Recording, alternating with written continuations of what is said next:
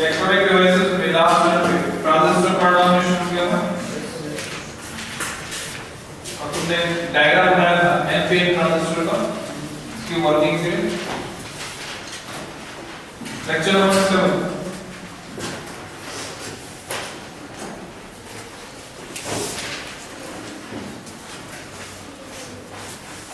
Diagram मैंने बना के तुम्हें एक्सप्लेन किया था, दोबारा से मैं बना रहा हूँ डायग्राम। ट्रांजिस्टर एक्शन हमको पढ़ना है कि ट्रांजिस्टर काम कैसे करता है, ये वर्किंग को समझना। बाकी लास्ट में हमने देखा था कि वो अलग अलग मोड में ट्रांजिस्टर को हम यूज कर सकते हैं, cut off mode, saturation mode, inverse mode. और हम इसको प्रेफर करते हैं किस मोड में यूज करना, एक्टिव मोड में, क्योंकि इसमें कंट्रोल बेटर करना है। एक्टिव मोड में ट्रांजिस्टर को यूज कर रहे हैं। कॉमन बेस में इसकी वर्किंग को समझना सबसे आसान है, तो कॉमन बेस कॉन्फ़िगरेशन में इसकी वर्किंग को समझेंगे। तो ट्रांजिस्टर ड्रॉ करोगे, एक रेक्टेंगल बनाओ,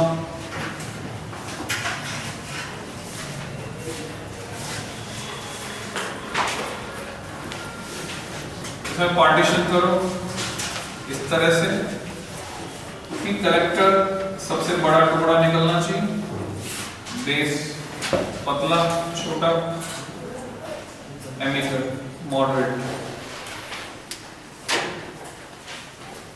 एनपीएन ट्रांजिस्टर प्रेफर कर रहे हैं because it is fast acting, majority charge carrier electron. जब लास्ट टाइम हमने पीएन जंक्शन बनाकर दिखाया था, तो जहां इलेक्ट्रॉन्स दिखा रहे थे, इलेक्ट्रॉन्स के साथ रेस्पेक्टिव पॉजिटिव आयंस दिखा रहे थे, होल्स दिखा रहे थे, रेस्पेक्टिव नेगेटिव आयंस दिखा रहे थे। वहां उसके डिस्क्रिप्शन में समझने के लिए उनकी प्रेजेंस चाहिए थी, डिप्लीशन लेयर कैसे बनती। यहाँ रिक्वायरमेंट नहीं है उनकी, तो मैं सिर्फ इलेक्ट्रॉन्स दिखा रहा हूँ, इनके रिस्पेक्टिव पॉजिटिव आयन यहाँ मौजूद है उनको दिखा नहीं रहा, क्योंकि उनकी जरूरत नहीं। इलेक्ट्रॉन्स मेजॉरिटी चार्ज के लिए, माइनॉरिटी चार्ज के लिए, होल्स हेवीली डोप्ड, ठूस कर भरा है, डोपिंग कंसंट्रेशन हाई, इसमें holes majority charge carrier, minority charge carrier बहुत कम है, दिख भी नहीं रहे। इसमें फिर से इलेक्ट्रॉन्स, माइनॉरिटी में होल्स, डोपिंग कंसंट्रेशन कम, मॉडरेट। बायसिंग करनी है, एमिटर को देते हैं फॉरवर्ड बायस जैसे भी देते हैं, स्मॉल दिया जाता है, रिवर्स बायस जैसे भी देते हैं, लार्ज देते हैं। तो स्मॉल फॉरवर्ड बायस, एमिटर खुद एन टाइप है, नेगेटिव, छोटी बैटरी पॉजिटिव। बैटरी का नाम तय होगा, किसको बायसिंग लगा रहा है सिंथेसिस पर, बैटरी VEE।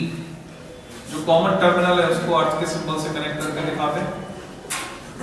फिर collector large reverse bias, collector खुद एन टाइप है, इसको बैटरी के पॉजिटिव से जोड़ेंगे, और बड़ी बैटरी का नाम क्योंकि कलेक्टर पे बायस लगा रहा है तो VCC। अब ये काम कैसे करेगा,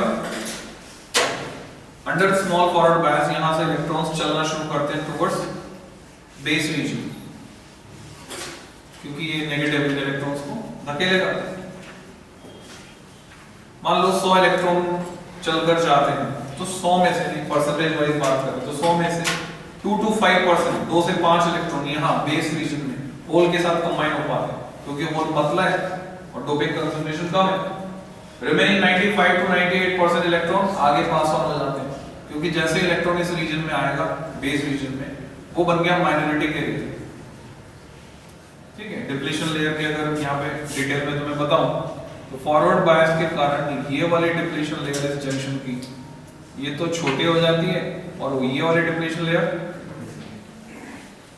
बड़ी हो जाती है, लार्ज रिवर्स बायस। ये बड़ी है छोटी, यहाँ का रेजिस्टेंस यहाँ ट्रांसफर हो गया, तो ट्रांजिस्टर ने अपना नाम सार्थक कर दिया, ट्रांसफर रेजिस्टर।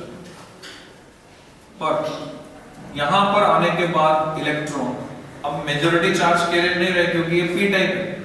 यहां से जो इलेक्ट्रॉन चल के आए थे 2 से 5 तो कंबाइन हो गए, बाकी 95 to 98% यहां पर माइनॉरिटी कैरियर की कैटेगरी में आ गए, क्योंकि ये p टाइप है, और माइनॉरिटी कैरियर की कैटेगरी में आ गए तो ये रिवर्स बायसेस को सपोर्ट कर रहा है।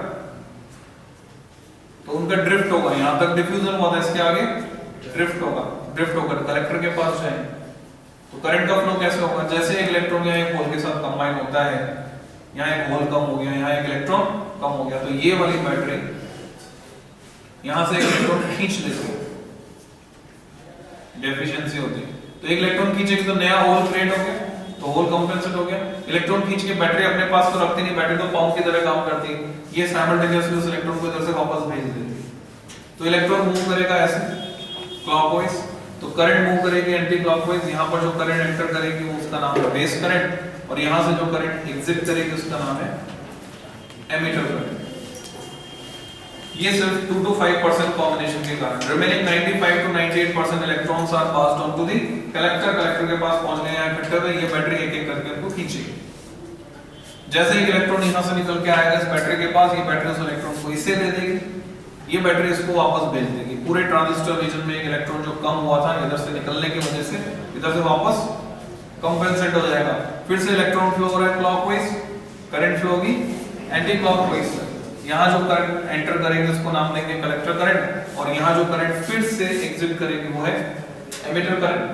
तो एमिटर करंट तब भी फ्लो हो रही है जब बेस करंट, एमिटर करंट तब भी फ्लो हो रही है जब कलेक्टर करंट। तो मैं यूं कह सकता हूं कि emitter current is sum of collector current plus base current. Transistor इस तरह से काम करता है, इसको लिखना है, लिखोगे तो कुछ लिखा है क्या तुमने, हेडिंग लगाया था, हेडिंग लगाया था, तो आज लैंग्वेज लिखोगे considering NPN transistor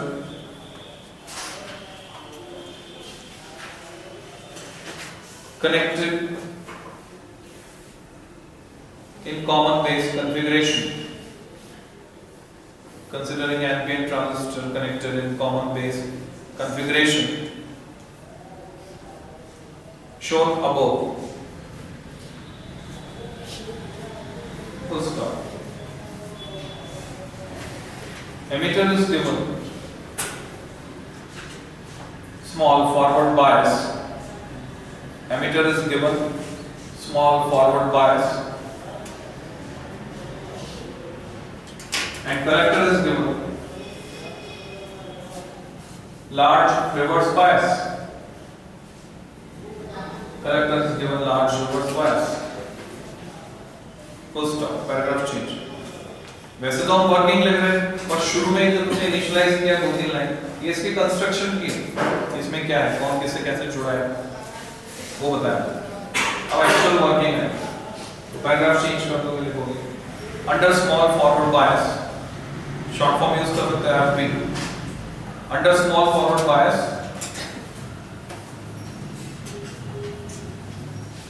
the electrons in emitter region, electrons in emitter region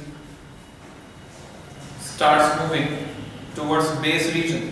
अब emitter और base पूरा पूरा लिखने की जरूरत नहीं है, emitter E circle, base B circle, starts moving towards base region, but base is thin and is lightly doped, but base is thin and is lightly doped, comma. So only 2 to 5%, only 2 to 5%, 2-5% electrons get combined there with holes. 2 to 5% of electrons get combined there with holes.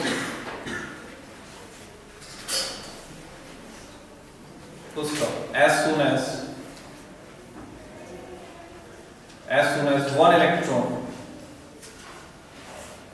combines with a hole,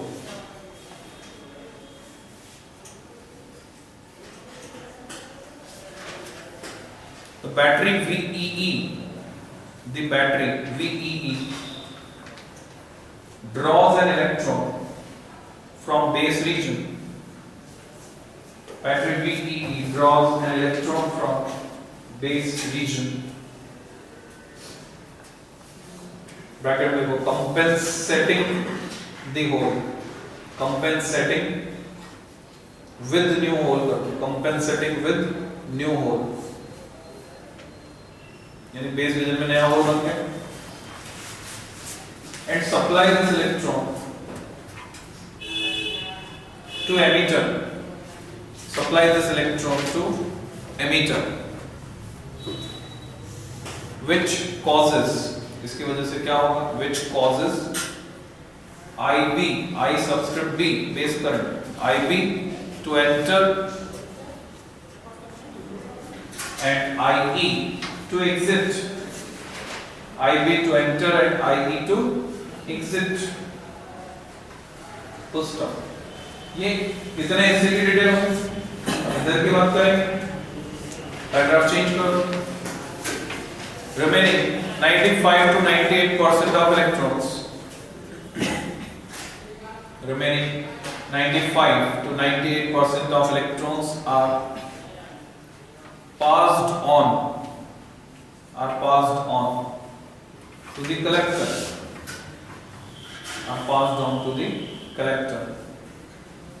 under its large reverse bias,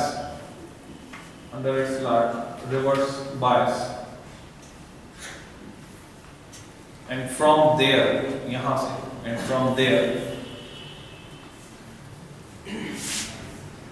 they leave one by one, एक एक करके electron निकलेंगे, they leave one by one, reach battery VCC, then VEE, and then back to transistor through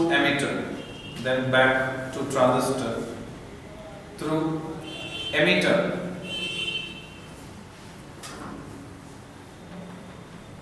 causing IC to enter,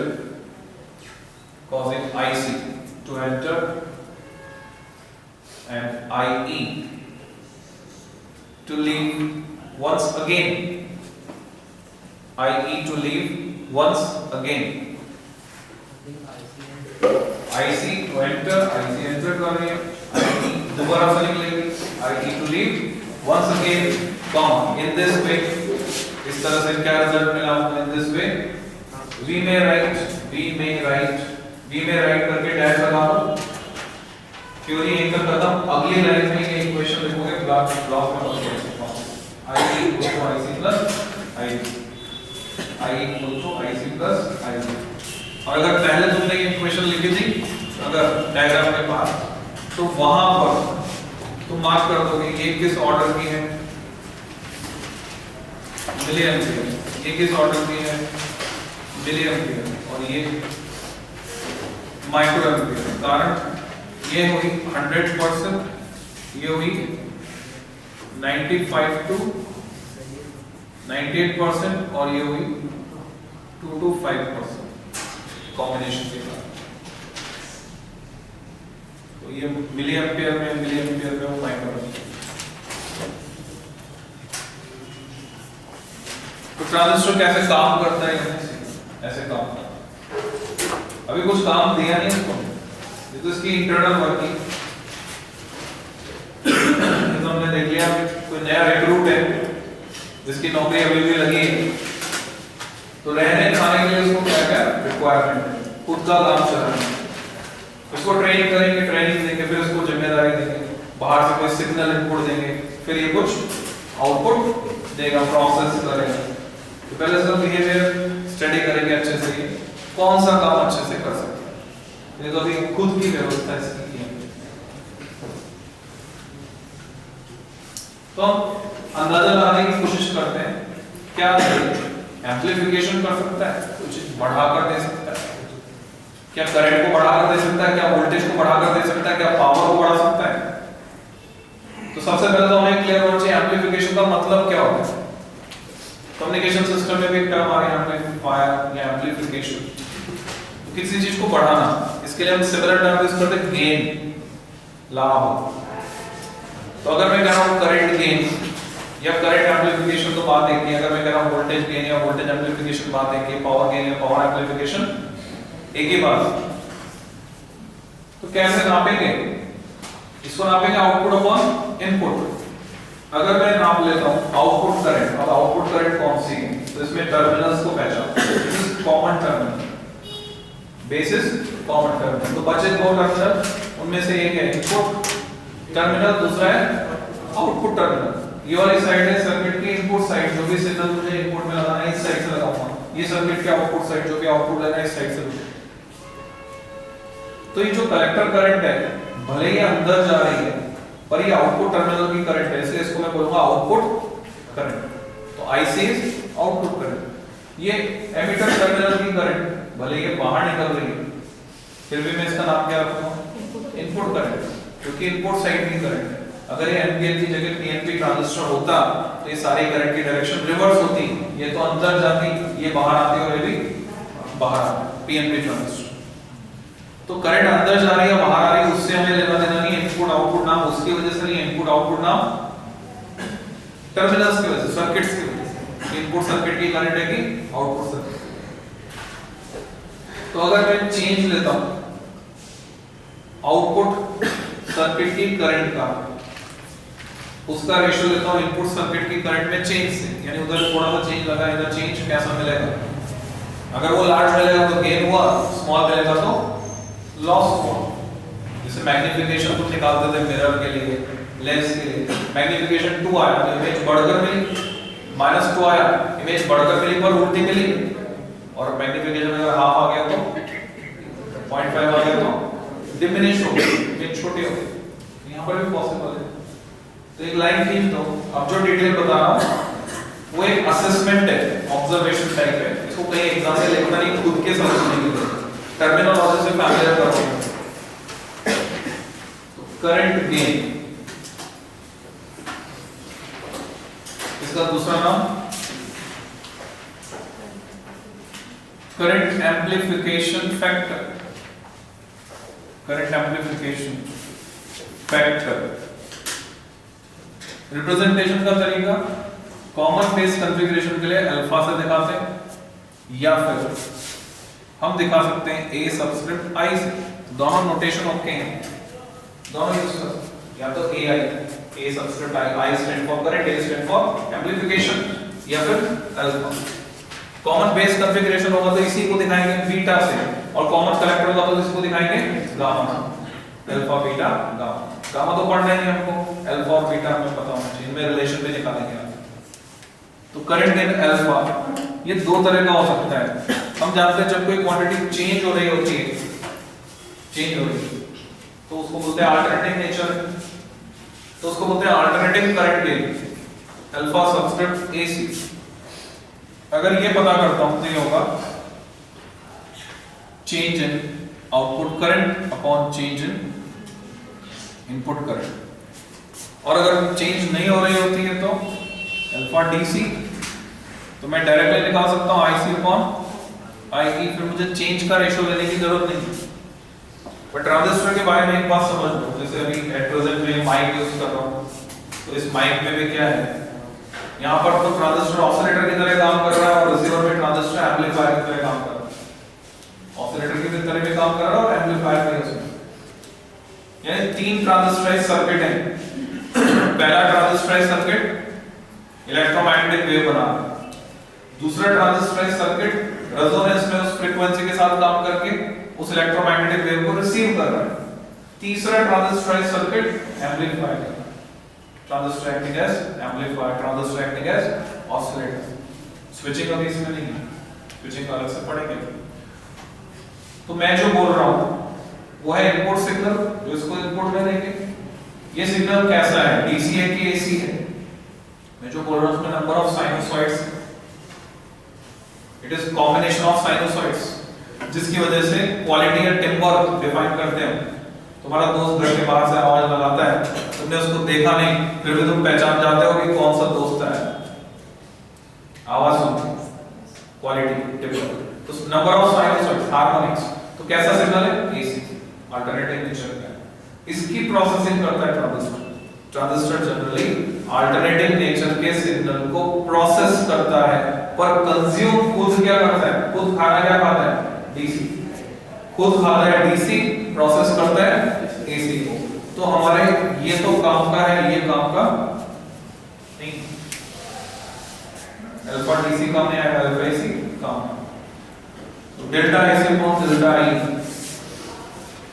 मुझे पता है, IE 100%, IC 95 to 98%। Numerator छोटा है, denominator बड़ा है। It is not gain, it is loss, less than.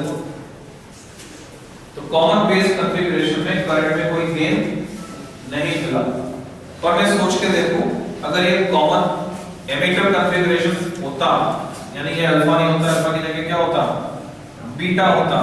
तो emitter terminal होता common, output terminal होता कलेक्टर, इनपुट टर्मिनल होता एमीटर। अभी इनपुट टर्मिनल एमीटर नहीं होता, अब क्या होता? बेस, क्योंकि एमीटर तो कॉमन टर्मिनल है। एमीटर कॉमन है, बेस है इनपुट, और आउटपुट कहां से मिल रहा है? कलेक्टर से।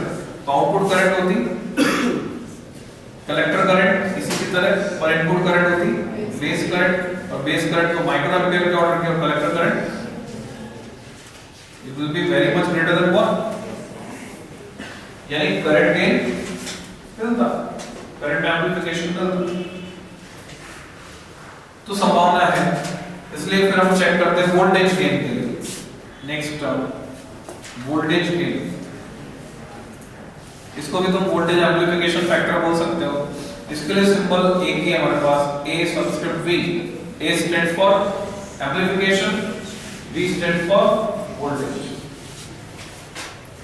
कॉमन एमिटर बनाएंगे इस सर्किट में, अगला सर्किट कॉमन एमिटर बनाएंगे।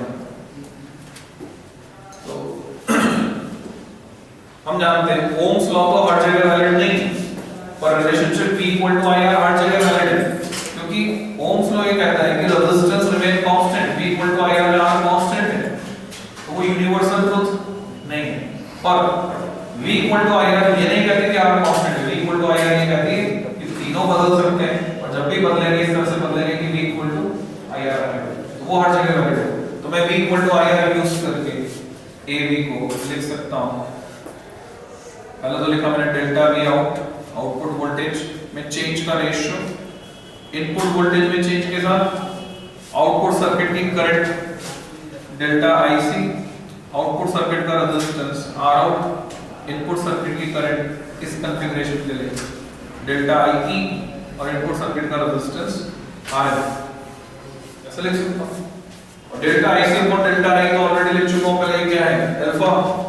तो फॉर्मूला मॉडिफाई हो गया alpha times R out upon RL। ये अंडरस्टूड है, अल्फा जब लिखा है अल्फा AC और DC नहीं। तो यहां पर R आउट और RL तुम्हें दिख रहे हैं क्या? अल्फा तो पता है, दिख रहा है करंट चेंज। R और RL, अल्फा तो लेस देन 1, एक से छोटा है। यहां का जो रेजिस्टेंस है इसको तुम R आउट मान सकते हो, आउटपुट सर्किट का रेजिस्टेंस जो ज्यादा है, और यहां का जो रेजिस्टेंस है उसको क्या मान सकते हो? RS जो कम है। कितना? It is around of order of 100 ओम। जैसे एनसीईआरटी में बात करेंगे तो एक जगह लिखा है 10 ओम और उसको लिखा है 10 की पावर 6 क्या ऑर्डर। तो ये डेटा थोड़ा आसपास के हैं। अगर ये 100 ओम है और ये है 10 किलो ओम, इसका 100 गुना। तो अब जब तुम इस रेशियो में चेक करोगे तो R आउट अपॉन RL 100 है, अल्फा स्लाइटली लेस देन 1 है, 0.9। तो 0.9 into 100 क्वांटिटी कैसे मिलेगी? Greater than 1। तो इट इज गेन। वोल्टेज बढ़ गई। कॉमन बेस कॉन्फ़िगरेशन भी अगर यूज करें तो वोल्टेज बढ़ा सकता है ये ट्रांजिस्टर, वोल्टेज में गेन मिल सकता है। काम का है, हमारा इंटरेस्ट क्रिएट हुआ, यहाँ कुछ फायदा मिला, इंटरेस्ट अभी क्रिएट होता है तो कुछ फायदा मिलेगा। तो पावर गेन के बारे में सोचेंगे तो पावर गेन, पावर होता है वोल्टेज और करंट का प्रोडक्ट, दोनों को मल्टीप्लाई कर दो। वोल्टेज गेन में करंट गेन अल्फा मल्टीप्लाई कर दो, क्या आ जाएगा? Alpha square R upon RL। ये भी गेन मिलता है। कॉमन में थोड़ा कम मिलता है और कॉमन एमिटर में बहुत ज्यादा मिलता है। कॉमन एमिटर में सारे गेन बहुत ज्यादा होते हैं, यानी common emitter configuration gain obtain करने के लिए एडवांटेजेस, जैसे एनपीएन को तुमने एडवांटेजेस माना था पीएनपी के कंपैरिजन में फास्ट एक्टिंग, जैसे कॉमन एमिटर कॉन्फ़िगरेशन ज्यादा गेन देता है, गेन ज्यादा चाहिए तो common emitter configuration, common base भी देता है थोड़ा कम देता है वोल्टेज गेन और पावर गेन, करंट में लॉस देता है। तो ट्रांजिस्टर से थोड़ी और जान पहचान हमें बढ़ानी होगी, क्योंकि हमें लग रहा है कुछ काम इससे निकल सकता है। तो इससे जान पहचान बढ़ाने के लिए इसकी कैरेक्टरिस्टिक्स स्टडी करते हैं। तो लाइन की तो यहाँ की जो डिटेल तुमने लिखी, अब 3 नंबर का क्वेश्चन बनता है, वो मैं सॉल्व करवा रहा हूँ। हेडिंग ट्रांजिस्टर कैरेक्टरिस्टिक्स, ग्राफ खींचने आपको वोल्टेज और करंट के graph, transistor characteristics.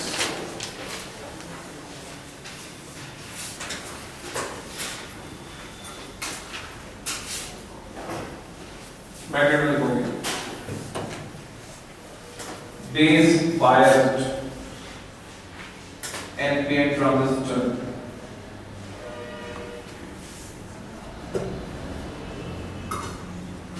base biased NPN transistor in common emitter configuration।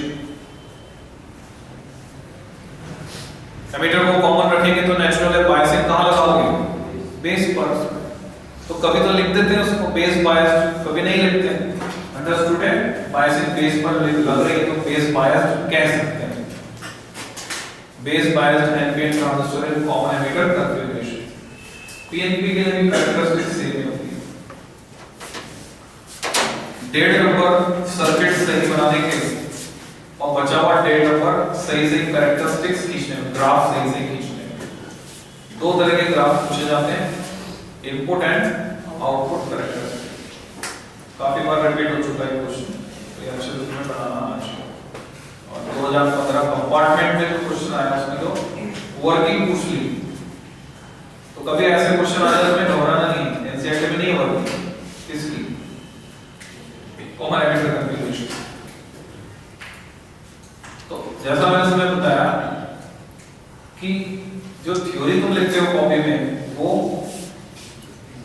कोई नहीं पढ़ता। तो अगर ऐसे कोई वर्किंग आ जाए तुम्हें नहीं आता हो, मतलब अजीब लगे कि भाई फैमिलियर नहीं हो इसकी वर्किंग, तो थी नहीं।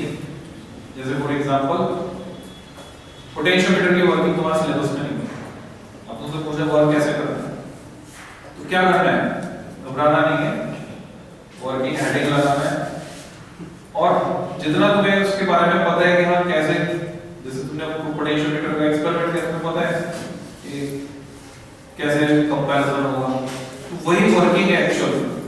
तो जैसे अभी ग्राफ प्लॉट करेंगे, ट्रांजिस्टर कैसे काम कर रहा है बेसिक तुम्हें पता है, तो वो सर्किट जो तुमने चेंज कर दिया उसके हिसाब से वर्किंग में डिटेल थोड़ी सी चेंज कर दोगे। 4-5 लाइन लिख दी, कुछ भी लिख दोगे चलेगा, उसको माना जाएगा। कुछ भी मतलब उससे रिलेटेड, पिक्चर तो उससे रिलेटेड कुछ भी लिख दोगे उसको वर्किंग मान लिया जाएगा, इट इज ओके। तो तुम लिख सकते हो। यहाँ सर्किट बनाने का लॉजिक क्या है, मेन कंपोनेंट जो है वो ट्रांजिस्टर है, सारा सर्किट उसके आसपास हमको बुनना है।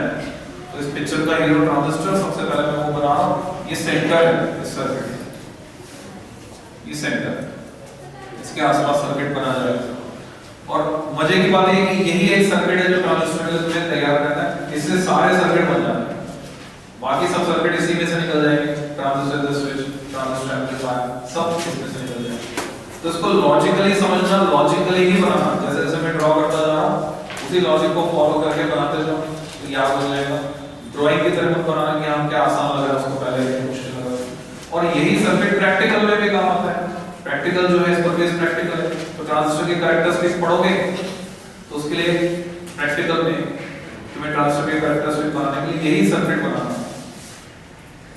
तो ट्रांजिस्टर बनाने के लिए मैंने सर्कल की मदद ली, क्योंकि एमिटर कॉमन रखना है, जिसे भी कॉमन रखते हैं उसे नीचे की साइड लेते हैं। तो अभी तो सिर्फ ये पता चल रहा है इसको देखकर कि ये कोई ट्रांजिस्टर है। जैसे ही मैं इस साइड पर एक एरो लगाता हूं, अब बहुत सारी बातें क्लियर हो गई। अब पता चला कि एनपीएन ट्रांजिस्टर एरो बाहर की तरफ मतलब एनपीएन, तो ये पता चल गया आपको एनपीएन ट्रांजिस्टर।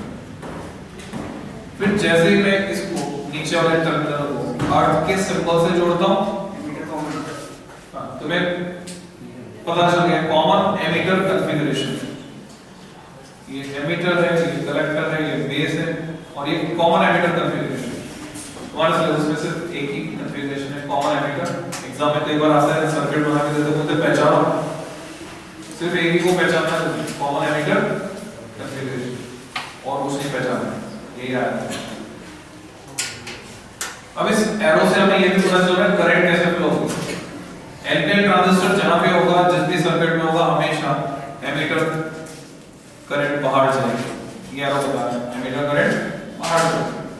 और एमिटर करंट अभी पढ़ा था तुमने I = IB + IC।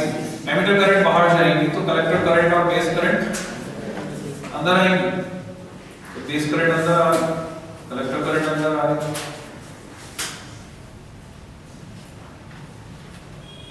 अब पहचानो कौन सा टर्मिनल कौन सा है। ये तो है कॉमन टर्मिनल, ये है इनपुट टर्मिनल और ये है आउटपुट टर्मिनल। हमें इनपुट करंट को भी नापना है, आउटपुट करंट को भी नापना है, ग्राफ खींचना है। आउटपुट करंट का करंट मिली एम्पीयर के ऑर्डर के, तो उसको नापने के लिए मैं यहां पे लगा देता हूं मिलीमीटर। मीटर लगाने अपने नापने के ग्राफ प्लॉट करना। मिलीमीटर का पॉजिटिव नेगेटिव कैसे जोड़ूंगा, करंट की डायरेक्शन से पता चल रहा है करंट फ्लो होती है हायर टू लोअर, इधर प्लस इधर minus. Base current micro ampere के ऑर्डर की, इसको नापना है तो माइक्रोमीटर नापेगा। माइक्रोमीटर का प्लस माइनस कैसे जोड़ूंगा, करंट की डायरेक्शन से पता चल रहा है हायर टू लोअर पोटेंशियल। मुझे इनपुट साइड का पोटेंशियल डिफरेंस नापना है, वोल्ट मीटर लगाना होगा। वोल्ट मीटर हम कैसे लगाते हैं, पैरेलल में वोल्ट मीटर लगाया। ये वोल्ट मीटर इनपुट वोल्टेज यानी बेस एमिटर बायस बताया। सिमेट्री में आउटपुट सर्किट में आउटपुट वोल्टेज नापने के लिए वोल्ट मीटर लगाया। ये volt meter VCE output voltage होता है, कलेक्टर एमिटर वोल्टेज। अभी तक बायसिंग नहीं की, ट्रांजिस्टर को हमेशा एक्टिव मोड में यूज करना है, तो बायसिंग कैसे होगी, emitter should be given small forward bias and collector should be given large reverse bias.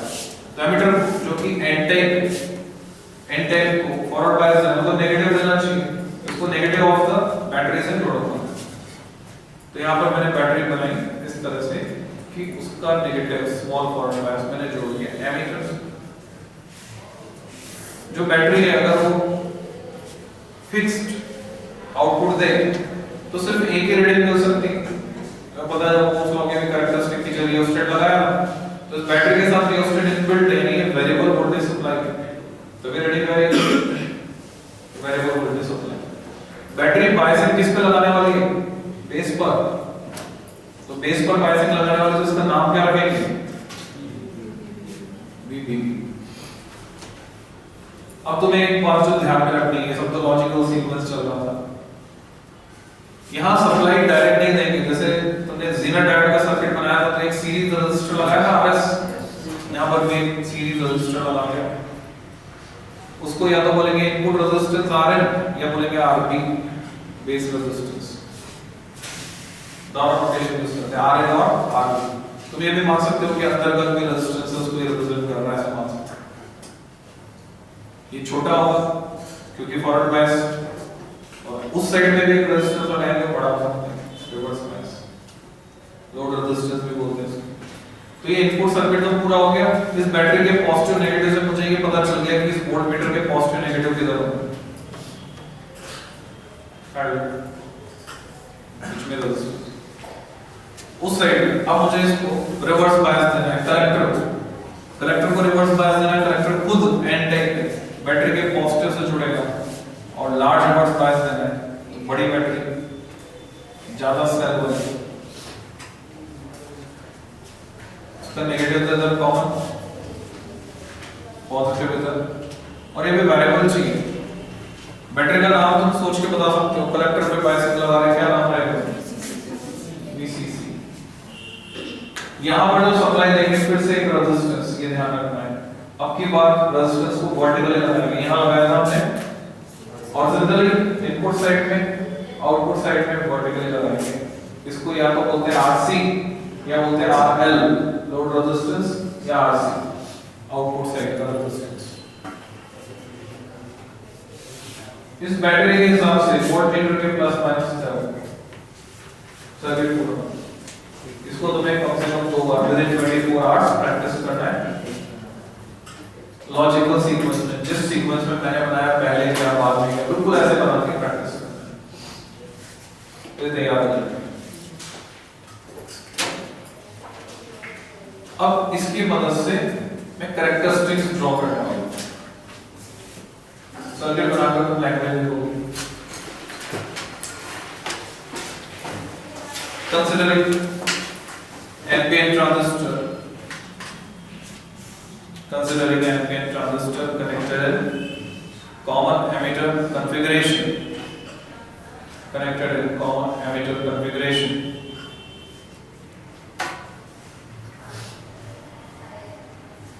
as shown in above circuit,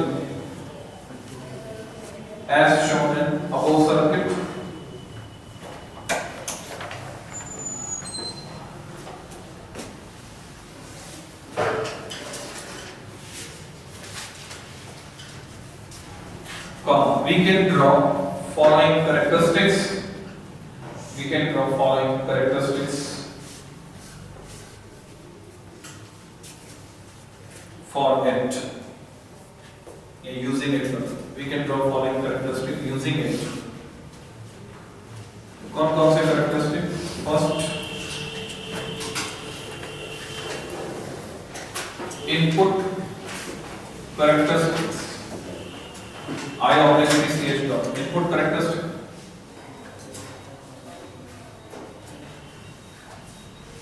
तुम ऐसे इमेजिन करो, ये जो सर्किट है ये असली बन गया, जादू की डंडी घुमाई असली हो गया। असली हो गया मतलब ये वोल्टमीटर, अमीटर, ये सब तुम्हें दिख रहे हैं, निडल हिलेंगे। और ये जो बैटरी वेरिएबल वोल्टेज सप्लाई, इसमें नॉब निकल आई, नॉब घुमाने पर इनकी वोल्टेज बढ़ती घटती है। ऑन ऑफ स्विच यहाँ नहीं दिखाया, ऑन है सर्किट, तो सर्किट लाइव हो गया। तो अब इसको कैसे यूज करना है ये ड्रॉ करने के लिए, अगर मैं इनपुट करंट का variation, IB is input current, इसका वेरिएशन इनपुट वोल्टेज के साथ प्लॉट करता हूं, कीपिंग आउटपुट वोल्टेज कांस्टेंट, इसको बोलते हैं इनपुट कैरेक्टरिस्टिक। आउटपुट वोल्टेज का रोल क्या है, VCE का। वर्किंग में जाओ, वहां अगर तुम डायग्राम देखते हो तो वो जो आउटपुट साइड में हमने वोल्टेज लगाई, उसका रोल क्या था, कलेक्टर को जो वोल्टेज दी उसका रोल क्या था, वो खींच रहा था वहां से इलेक्ट्रॉन्स। अगर उस वोल्टेज को बढ़ाओगे तो खींचने की पावर बढ़ेगी, रिवर्स बायस जितना ज्यादा लगाओगे इलेक्ट्रॉन उतना ज्यादा खींचेंगे कलेक्टर से। तो ये जो खींचने की पावर है इसको तो हमने यहां फिक्स कर दी। इस नॉब को यहां घुमाया, इसमें रीडिंग आई 6 वोल्ट पे फिक्स कर दिया उस नॉब को। अब क्या कर रहा हूं मैं, इस नॉब को घुमाकर इसकी रीडिंग और इसकी रीडिंग नोट कर रहा हूं। इस नॉब को घुमाया, इसकी रीडिंग के कॉरस्पॉन्डिंग इसकी रीडिंग नोट कर रहा हूं। तो मुझे पता है ये पीएन जंक्शन है, बेस एमिटर। तो जब तक बैरियर पोटेंशियल क्रॉस नहीं करेंगे, जब तक ये रीडिंग 0.6 सिलिकॉन का बना 0.6 0.7 वोल्ट को क्रॉस नहीं करेगी, तब तक इसमें कोई रीडिंग नहीं है, करंट फ्लो नहीं होगा। और जैसे ही 0.6 को क्रॉस किया, अब करंट इसमें तेजी से बढ़ने लगेगी, जैसे जैसे बढ़ेगी एक्सपोनेंशियल, यानी ग्राफ बिल्कुल वैसे है जैसे पीएन जंक्शन का एक्ट करे।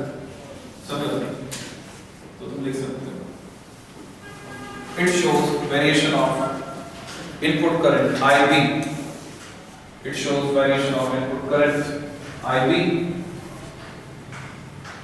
with input voltage VBE, with input voltage VBE, keeping output voltage VCE constant, keeping output voltage VCE constant। Graph कैसा होगा, जैसा डिस्क्राइब किया, ड्रॉ कर दो। एक्स एक्सिस पर VBE वोल्ट में और y एक्सिस पर IB माइक्रो एम्पियर में till 0.6 वोल्ट और 0.7 वोल्ट करंट इज 0। इसके बाद एक्सपोनेंशियली इंक्रीज हो रही है। इसके लिए हमने कांस्टेंट रखा VCE को, VC इज कांस्टेंट -6 वोल्ट। एक बार देखा होगा -6 के बाद +6, दोनों बात को समझ लो, दोनों सही है। 6 भी हो सकता है, 8 भी ले सकते हैं, 10 भी ले सकते हैं, रिवर्स बायस। -6 लिखा है, इसका मतलब मैं साइन को मैथमेटिकली कंसीडर कर रहा हूं क्योंकि ये रिवर्स बायस है। तो -6 वोल्ट को मैं कह सकता हूं रिवर्स बायस ऑफ 6 वोल्ट, और -6 नहीं लिखता 6 लिखता हूं, देन इट इज ओके। मैं कह सकता हूं फिजिक्स में लैंग्वेज में लिखकर reverse bias of 6 volt, bias of -6 volt और रिवर्स बायस ऑफ 6 वोल्ट, दोनों का मीनिंग सेम है। तो इसको कांस्टेंट रखा हमने। अब यहां लॉजिक देते हैं कि और डिफरेंट वोल्टेज पर ग्राफ खींचने की कोई जरूरत नहीं है, यानी 6 वोल्ट पर ले लिया, 8 वोल्ट पर 10 वोल्ट पर खींचने की कोई जरूरत नहीं है क्योंकि पैटर्न एग्जैक्टली सिमिलर है। आपने यहां तक तो 0 रहेगा, उसके बाद इसे थोड़ा सा इधर आ जाएगा, इसे थोड़ा सा इधर आ जाएगा, बस जैसा तुमने एलईडी के लिए ग्राफ खींचे राइट हैंड साइड लाल बैलेंस नीला बाद में मिलता जुलता एक ग्राफ आएगा, इसमें और ज्यादा पैटर्न ड्रॉ करने की जरूरत नहीं है। इस ग्राफ से हमें क्या मिलेगा? रेजिस्टेंस हम देख रहे हैं लगातार चेंज हो रहा है, डायनामिक रेजिस्टेंस। तो अगर मैं इसका स्लोप लेता हूं, उसका उल्टा कर देता हूं, वैसे होगा तो मुझे इनपुट रेजिस्टेंस मिलेगा। तो तुम लिख सकते हो this variation is similar, this variation is similar as that obtained for forward bias PN junction, similar as that obtained for forward biased PN junction.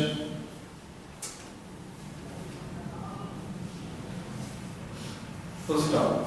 Reciprocal of slope of this curve represents reciprocal of slope of this curve represents slope of this curve represents input resistance. Input resistance R subscript n equal to delta V BE on delta I.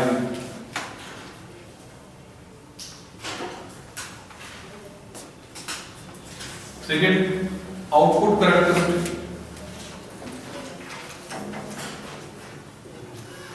Output characteristic. इसे plot करें। तो अभी हम क्या करते हैं, इस knob को इतना घुमाया कि इसमें थोड़ी करंट आई 20 माइक्रोएम्पियर फिक्स, योग्य इस नॉब को फिक्स करें। इनपुट करंट फिक्स 20 माइक्रोएम्पियर, हालांकि वो इसी पर डिपेंड करेगी इनपुट वोल्टेज पर, और डायरेक्ट इफेक्ट जो है इस करंट पर किसका आने वाला है। अभी हमको इस मीटर के रीडिंग इस मीटर के रिस्पेक्ट में प्लॉट करना है।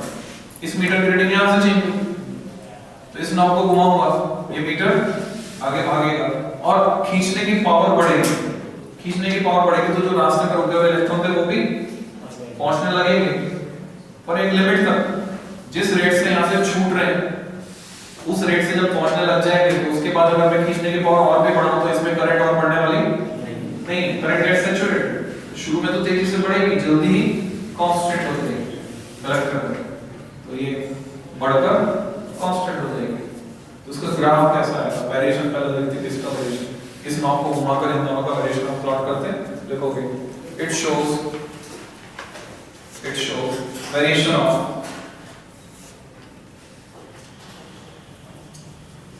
output current IC. It shows variation of output current IC with output voltage VCE, with output voltage VCE, keeping input current IV constant, keeping input current IV constant.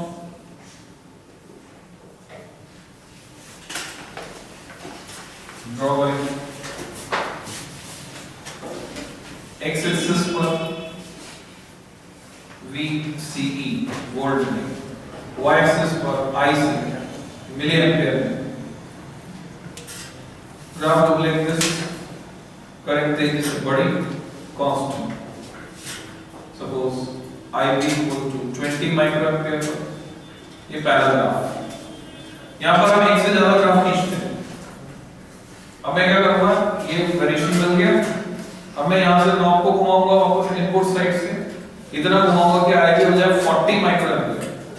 जैसे 40 micro ampere, जैसे छोड़ने की rate बढ़ गई electrons को या charge career को छोड़ने की रेट बढ़ गई, तो नेचुरल है यहाँ पर अगर मैं और ज्यादा खींचूंगा तो यहाँ पर भी रेट बढ़ जाएगी, बढ़कर फिर कांस्टेंट होगी.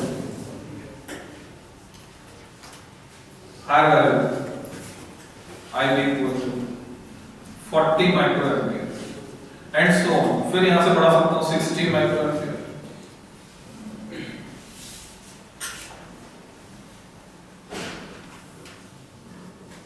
तो फिर हायर पे जाकर सैचुरेटेड हो. अब एक शॉर्ट एग्जांपल एनसीईआरटी में तुमसे बोलते हैं, ये जो ग्राफ है इससे करंट एम्प्लीफिकेशन फैक्टर निकालो. अब ये सर्किट है कॉमन एमिटर. कॉमन एमिटर में करंट एम्प्लीफिकेशन फैक्टर को किससे दिखाते हैं? बीटा से. कितना होता है? तो मुझे क्या चाहिए? मुझे चाहिए delta IC upon delta IB. इसकी वैल्यू चाहिए. यहां से इस ग्राफ से कैसे निकलेगी? सिंपल है. यहां अगर इसकी करस्पॉन्डिंग में कोई लाइन खींचता हूं, ये लाइन अगर इन दो कर्व को काट रही है तो इन IB का जो डिफरेंस है वो क्या है? Delta IB. और इसके करस्पॉन्डिंग रिजल्ट होगा डेल्टा IC. मिल रहा है? बस अंतर ये है कि तुम्हें समझना है कि IB तो माइक्रो एम्पियर में है, चेंज तो सेम ही दिख रहा है.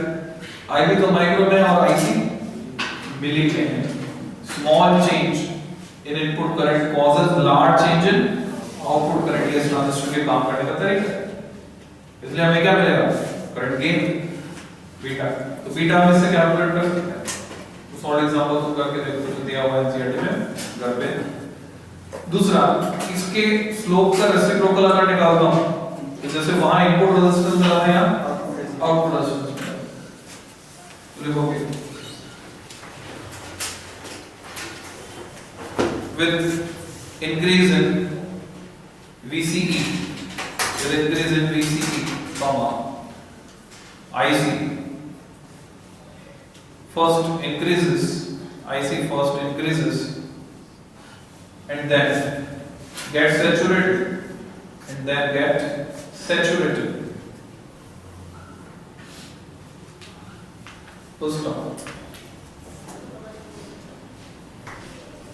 For higher value of IB, for higher value of IB, bracket में कर दो constant. Saturation value of IC is also higher. Saturation value of IC is also greater लिख दो यार. Full stop. Paragraph change कर दो. Slope of reciprocal of slope. Reciprocal of slope of this curve. Reciprocal of slope of this curve. The output characteristic result. This curve the output characteristic represents output resistance. R out equal to delta VCE upon delta IC. R out equal to delta VCE upon delta IC. इसको represent कर रहे हैं.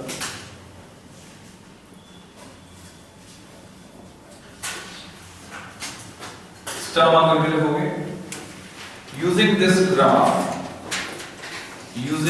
graph, we can also find current amplification factor current amplification factor in common emitter configuration. Current amplification factor in common emitter configuration.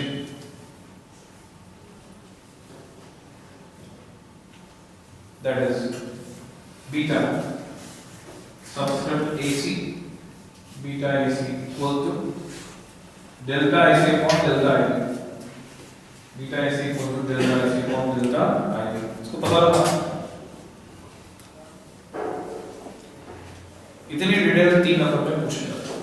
ये 3 number का content, 1.5 number का circuit, 1.5 number बाकी बचे।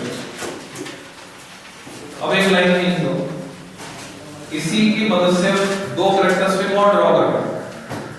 तो नेक्स्ट है पुरानी एनसीईआरटी में था करंट ट्रांसफर कैरेक्टरिस्टिक। तीसरा characteristic current transfer characteristic, present NCERT में नहीं, पुरानी में था करंट ट्रांसफर कैरेक्टरिस्टिक। नाम से तो अंदाजा लगा सकते हो करंट ट्रांसफर कैरेक्टरिस्टिक। इस मीटर का इस मीटर के साथ प्लॉट कर लिया, इस मीटर का इस मीटर के साथ प्लॉट कर लिया। ट्रांसफर ये इनपुट सर्किट, ये आउटपुट सर्किट ऑफ करंट, यानी आप क्या प्लॉट करेंगे इस मीटर का इस मीटर के साथ वेरिएशन, यानी आउटपुट करंट का variation with respect to input current, जो सीधे सीधे यहां पे प्रेडिक्टेबल है कि जैसे जैसे इनपुट करंट बढ़ गई वैसे वैसे आउटपुट करंट प्रोपोर्शनेटली बढ़ेगा। ये माइक्रो में हो ये तो देखो it shows variation of IC with IB, it shows variation of IC with IB। Constant किसको रखोगे? अब देखो तुम यहां से खींचने की पावर बढ़ाओ तो इससे IB बढ़ेगा क्या? IB में चेंज इससे नहीं हो सकता और हमें IB में चेंज करना है, तो इसको तो कांस्टेंट रखेंगे। यहां से इस नॉब को घुमाओगे, ये बढ़ेगा, IB बढ़ेगा, IB बढ़ेगा, इसकी रीडिंग बढ़ेगी, तो इसको कांस्टेंट, कीपिंग VCE कांस्टेंट। मतलब ये रटने की चीज नहीं कि किसे कांस्टेंट रखेंगे किसे नहीं, समझ के कर सकते हो कि कब किसे कांस्टेंट रखना। तो कीपिंग VCE कांस्टेंट, कैसा ग्राफ आएगा? x एक्सिस पर IB micro ampere, y axis पर IC मिली एम्पियर। और अगर तुम्हें निडल्स दिख रही हैं तो ये निडल यहां से नॉब घुमाने की वजह से घूमती है। इसका क्या मतलब होगा?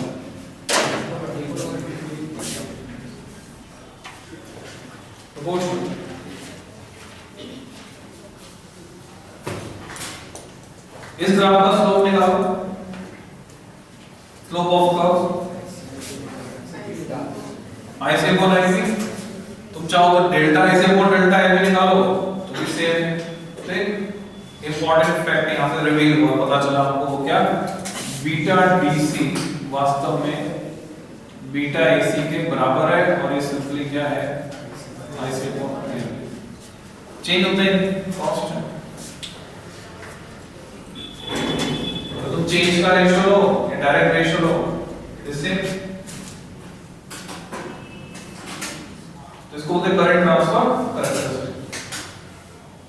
यहां पर एक डेफिनेशन लिखेंगे हम, ट्रांसकंडक्टेंस। ट्रांजिस्टर के लिए हम एक क्वांटिटी डिफाइन करते हैं, तुमसे डायरेक्ट एक नंबर पे पूछा जा सकता है डिफाइन ट्रांसकंडक्टेंस। तो ट्रांसकंडक्टेंस होता क्या है? ट्रांसकंडक्टेंस का सिंपल बनाओगे, ट्रांसकंडक्टेंस में 2 वर्ड आते हैं। कभी भी कोई फिजिक्स में पेपर में तुम्हें ऐसा लगे वहां पे मालूम पेपर में नर्वसनेस है, तुम्हें लग रहा है फैमिलियर नहीं सुना नहीं, तो कोई बात नहीं, घबराने की कोई बात नहीं, कीप पेशेंस। और उसके बारे में वर्ड के बारे में सोचो, उसको देखो क्या है ट्रांस, और दूसरा क्या है कंडक्टेंस। कंडक्टेंस को पता है क्या होता है? Ratio of current to resistance, current to voltage, resistance का रेशियो करंट टू वोल्टेज, ये तो कंडक्टेंस होता है। और ट्रांस है, कंडक्टेंस का सिंबल याद है क्या तुमको? करंट इलेक्ट्रिसिटी में पढ़ा था, कैपिटल G कंडक्टिविटी का सिग्मा, कंडक्टेंस का कैपिटल G। यहां पर कैपिटल G की बजाय हम दिखा रहे हैं स्मॉल g से। और ट्रांस, 2 सर्किट लिंक हो रहे हैं, इनपुट एंड आउटपुट, जैसे ट्रांसफार्मर में होता है प्राइमरी एंड सेकेंडरी म्यूचुअल, तो यहाँ सबस्क्रिप्ट लगाते हैं m, ये सिंबल है ट्रांसकंडक्टेंस Gm। ट्रांसकंडक्टेंस को दिखाते हैं स्मॉल g सबस्क्रिप्ट m। क्या होगा ये? करंट का रेशियो वोल्टेज के साथ, एक क्वांटिटी इस सर्किट की दूसरी क्वांटिटी इस सर्किट की, तो करंट इस सर्किट की तो वोल्टेज इस सर्किट की। चेंज इन आउटपुट करंट का ratio change in input voltage के साथ, तो लिख दो it is defined as the ratio of change in output current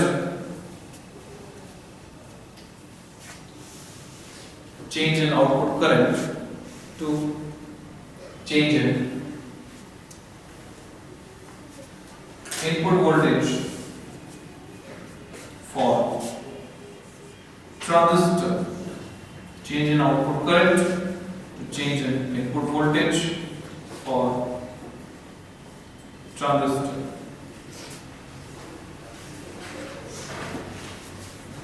ऐसा यूनिट क्या होगी पूछा तो कंडक्टेंस की होती है ओम इनवर्स, ट्रांसकंडक्टेंस की ऐसा unit ohm inverse IC upon delta TV. कल खत्म होगा ट्रांजिस्टर, ठीक है। स्विच भी पढ़ाऊंगा, एम्पलीफायर भी पढ़ाऊंगा, और इसका एक और कैरेक्टरिस्टिक ड्रॉ करेंगे, इसको बोलेंगे voltage transfer characteristic. Current transfer draw कर लिया, वोल्टेज ट्रांसफर कैरेक्टरिस्टिक।